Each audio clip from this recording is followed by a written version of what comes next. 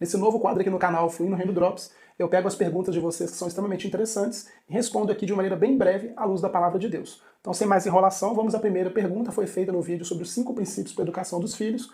Foi feita pelo Fernando Augusto e ele diz o seguinte: parabenizou pelo cenário, falou que o vídeo foi muito instrutivo e perguntou assim, olha, quando o Senhor fala sobre não existir maldição hereditária, eu encontro em Êxodo capítulo 20, versículo 5 e Êxodo 34, 7, onde relata que Deus visita a iniquidade dos pais nos filhos até a 3ª e 4ª geração. Gostaria de pedir ao Senhor mais esclarecimento.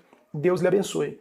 Deus te abençoe também, meu irmão, muito obrigado pela pergunta. Então vamos ler o texto. Diz assim, olha, não farás para ti imagem de escultura, nem semelhança alguma do que há em cima dos céus, nem embaixo na terra, nem nas águas debaixo da terra. Não as adorará, nem lhes dará culto, porque eu sou o Senhor teu Deus, Deus zeloso, que visita a iniquidade dos pais nos filhos até a 3ª e 4ª geração daqueles que me aborrecem, e faço misericórdia até 1000 gerações daqueles que me amam e guardam os meus mandamentos. Então aqui está o texto em que o Senhor fala que vai visitar a iniquidade dos pais nos filhos. Só que isso não é maldição hereditária. Ao contrário do que muitas igrejas pentecostais e neopentecostais afirmam, esse texto não está dando base para maldição hereditária.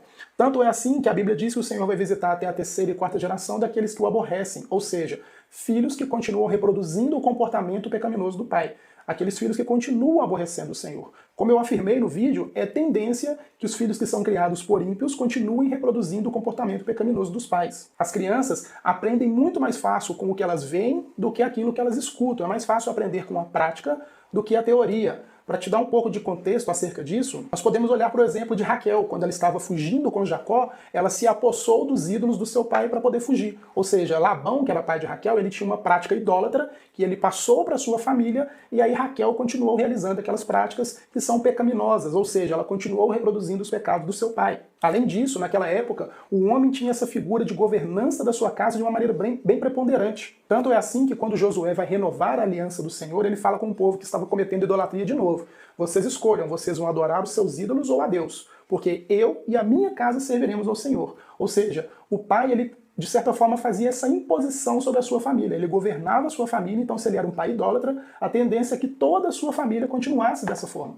Então nós não estamos falando de um texto que dá base para a maldição hereditária. Nós estamos falando de um texto que reforça aquilo que eu falei no vídeo, sobre o filho continuar reproduzindo o pecado do pai. Quer ver que isso não é maldição hereditária? Êxodo 20 foi escrito por Moisés. Deuteronômio também foi escrito por Moisés. Vamos ver o que Deuteronômio capítulo 24 diz.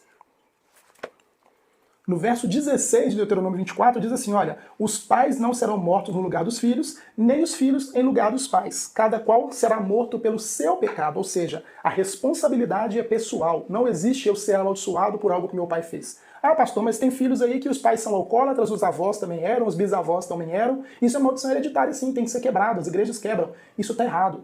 É reprodução de comportamento pecaminoso. Nunca existiu um cristão naquela família verdadeira que fosse ali capaz de interromper com aquele ciclo vicioso de pecado. Isso não é maldição hereditária. A Bíblia não dá base para maldição hereditária. A única maldição que de fato passou para toda a humanidade foi o pecado de Adão. Paulo fala que por Adão entrou o pecado na humanidade e agora todos nós somos pecadores por conta da falha de Adão. Um outro texto que apoia essa questão de não existir maldição hereditária está em Ezequiel capítulo 18. Diz assim, olha, versículo 1. Veio a minha palavra do Senhor dizendo, que tendes vós? Vós que, acerca da terra de Israel, proferis o seguinte provérbio. Os pais comeram uvas verdes e os dentes dos filhos é que se embotaram?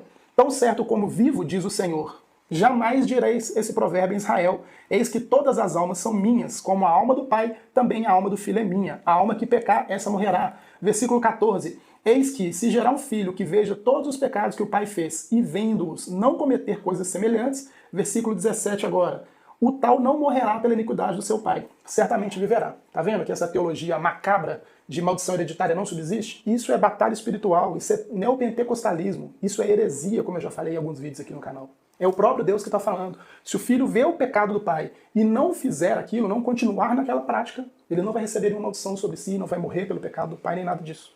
Só que a maior dificuldade é essa. Os filhos têm o pai como exemplo.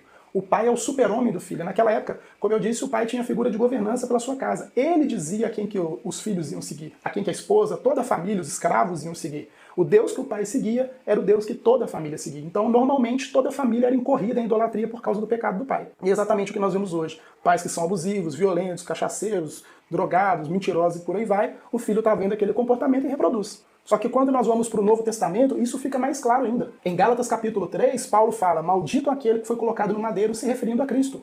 Ou seja, Cristo assumiu sobre si todas as maldições da lei. Paulo ainda fala em 2 Coríntios que nós estamos em Cristo, nós somos nova criatura. Quando João relata aquilo que o nosso Senhor falou sobre o cristão ser nascido do alto, quando nós entregamos a nossa vida para o Senhor, nós de fato somos novas criaturas que nasceram do alto. As coisas velhas já ficaram para trás. Nenhuma maldição mais vem sobre as nossas vidas. Por quê? Porque nós rompemos com esse comportamento. Nós morremos para a carne, para os pecados que nós aprendemos com os nossos pais e com as nossas famílias, e agora nós vamos viver em novidade de vida segundo a vontade de Deus, segundo o caminho de Cristo. Então eu afirmo novamente, maldição hereditária não existe, tá bom?